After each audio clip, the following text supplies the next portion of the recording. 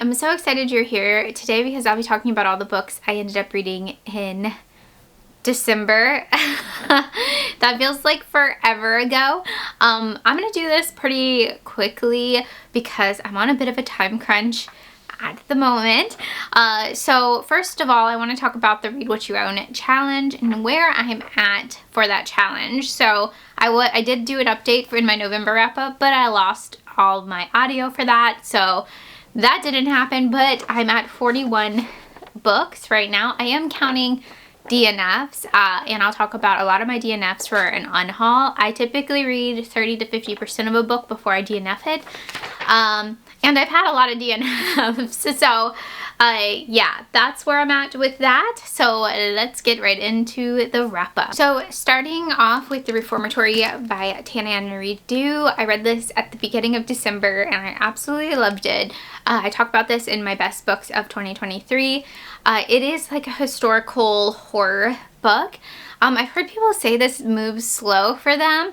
It did not move slow for me. It is long, but it did not move slow. I felt like every chapter, the stakes were just so high. I was just very stressed out throughout this whole book. But yeah, it is very emotional. I'd say it's more emotional than scary. There are scary moments, but I felt all the emotions while reading this. Such great storytelling, and it is based off of a real place, and there's actual books and references in the author's note about it. And one of her relatives actually ended up going to a reformatory school. So yeah, it's crazy. It's so sad. But yeah, highly recommend The Reformatory. And then I ended up listening to A Bright Young Woman by Jessica Knoll on Scribd, and I would say this is more of like a lit fic book. I've seen people say it's like a thriller. I did not get thriller from this at all, especially with the writing style in this. It is a fiction book about the sorority murders of when Ted Bundy escaped prison, and you get the POV of the sorority president and then a POV of a victim, and it's like back and forth, and it was really interesting and also infuriating because this does take place in the 70s mostly, and yeah, things were just like so shitty back then, and yeah, it was just like so infuriating. The name of this book actually is because the judge in the Bundy case called him a bright young man, and yeah, that's where this came from. 5 stars. I definitely gave it 5 stars. It was really good. I will say I think people will have a tough time getting into this book because of the writing style in it. The writing style is very different. I liked it, but I could see people being like, not for me. And then I ended up reading The Haunting of Velkwood by Gwendolyn Christie. This does not come out until March. For some reason, I thought it came out in January. I had an arc of it from NetGalley, and this is kind of like a weird ghost story, I guess, like a very bizarre ghost story, but it has those Gwendolyn Christie themes in it. She writes about like a lot of feminism and horror books and having like strong female characters, also like friendships and stuff and relationships that I really like, so that's why I requested this arc. And this book does the same thing. It is very weird though. It reminded me of Annihilation, like Area X situation, but with ghosts. It was very, very bizarre. It's this woman goes back to her street that ended up being like cut off because of like a phenomenon that happened there, and there's ghosts there, and it's about like past trauma and how that can be haunting. And yeah, it was just all the themes in this worked for me. I will say I did want a little bit more because this was kind of a short book, but I just wanted a little bit more towards the end, but I ended up giving it 4 stars. So in March, be on the lookout for The Haunting of Velkwood. Then I ended up reading Snowball by Andre Gonzalez, a Christmas horror story. This is a little novella about a killer elf on the shelf, and boy oh boy, this was fun. I had a lot of fun with this one. It's very cheesy. The ending though, I really like endings like this. You guys know it's like one of my favorite tropes. So I ended up giving it 3.5 stars, I think.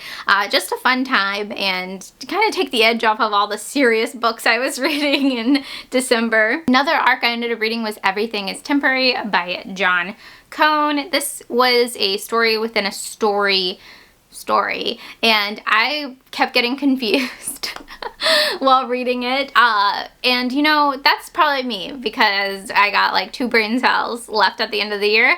I was just like, I don't really know what's going on, and then the reveal happened and I was like, okay. And then after that I just like totally lost interest because there was a bit of mystery at the beginning of it, and then when the reveal happened I was like, okay, that's interesting, I guess. But I was just zoned out, I'm not gonna lie. But I think a lot of people would like this book. Another thing that kind of annoyed me in this book is that everything is temporary is said over and over and over and over again, and that like really drove me nuts. Like once, like you just need it once. But I still ended up giving it 3 stars because I did like the beginning a lot. Another weird book I read in December is The Last to Leave the Room by Caitlin Starling. This is speculative fiction. I don't know why I decided to read all these like trippy books in December. My brain could not handle it. But this is about a scientist who's working with a corporation because the city is sinking, and there's this door that appears in her basement, and then a doppelganger appears of herself. Very Annihilation. Again, I'm getting all the Annihilation vibes. And she begins to study this doppelganger, and I've heard people say like that's where it loses people. Like it's boring, yes, but you're in this kind of, I feel like you get in with her like this kind of groove, like you're in it too, and you're not expecting anything, and then there is a bit of a twist in this, and I was like, okay, like I'm really interested now towards the later half of the book. But yeah, it was really interesting, and I really like some of the stuff here. I feel like the ending was a bit rushed, but everything else I did really like. I think you can it's like a sci-fi book. You can like ask all these really interesting questions and think about it afterwards, which I did for like 2 weeks. I was like, what the heck? So yeah, I really liked it. I gave it 4 stars, but it is not going to be for everybody. I think it's very different from Caitlin Starling's other 2 books, The Luminous Dead and what's the other one? The Haunting of Jane Lawrence. Those books are like wild, yes, and they're good as well, but this one is just like more speculative fiction. I don't think it's really horror. I think it's really interesting, if that makes sense. I read The Twisted Dead by Darcy Coates. I finally wrote my review on NetGalley for this one. This is the 3rd book in the Gravekeeper series, and it was so fun. It is just like, this is what I needed to be reading all of December, is like these really easy books. This was really fun. We're back with our main characters, and Zoe, the best friend in this, is hilarious. I always forgot how funny she is. So yeah, I had a lot of fun with this one, and I think I like this one more than the last one, because it took place mostly, for the most part, in like this big decrepit mansion, and I was like, yes, the vibes, Darcy Coates. Love it. I'm excited for the next one, which I think is The Hollow Ones, the 4th book. Is it the 4th book? Or is this the 4th book? I forget. I think it is the 4th book. I have no brain right now. So yeah, I ended up giving it 4 stars, and I'm very excited to read the next one. And then I ended up reading a Victorian Christmas ghost stories. So this is actually a collection of Victorian ghost stories, and each story has a little introduction that gives you more context, and in some cases some triggers, which I really liked. And this was printed by Valancourt, and I actually won a giveaway, and somebody got this for me off of my wish list before Christmas, so I was like, yay, I'm so happy to have it before Christmas. It took me almost all December to get through this. It was rough. I was reading it before bed though, and I was exhausted, so I was just falling asleep. I feel like a lot of these stories were the same. There is a creature feature story in this, and then the last story I really liked because it was a doll story. I was like, you guys saved the freaking best one for last.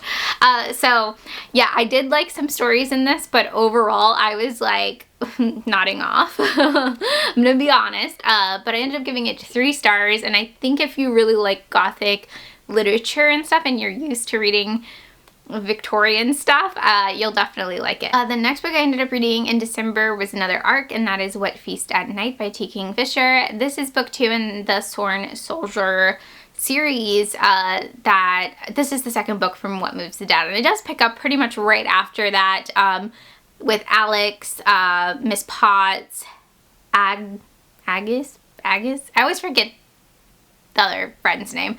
Anyways, they are in Galicia, I want to say a part of Scotland that has their own language, and it's a tough language, but Miss Potts, you know, she knows it.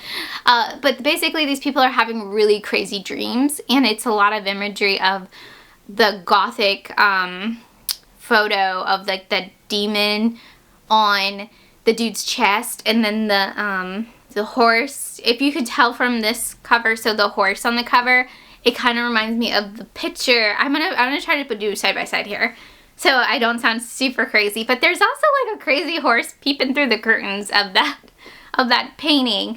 But yeah, it's like a lot of dreams and crazy imagery is happening, but it ended up being kind of like Darcy Coates-esque. Like, it felt very cozy and fun to be back with these characters, especially Alex. Alex is one of my favorite characters T. Kingfisher has wrote, so I was really excited to be back with them. And it's just fun. It's just like a fun Gothic vibe story, creepy story. And also this one touched on some like PTSD stuff with Alex. They call it like the soldier's heart and stuff, and I thought that was really interesting. I love the metaphors with that. So yeah, I ended up giving it 4 stars. Not as fun as What Moves the Dead, but definitely a good entry. Alright, I did read a middle grade book that I owned. I read Shadow House by Dan Pawlowski. And this is about these kids stuck in this house, but it's like interactive, so you can get the app and you like interact with it.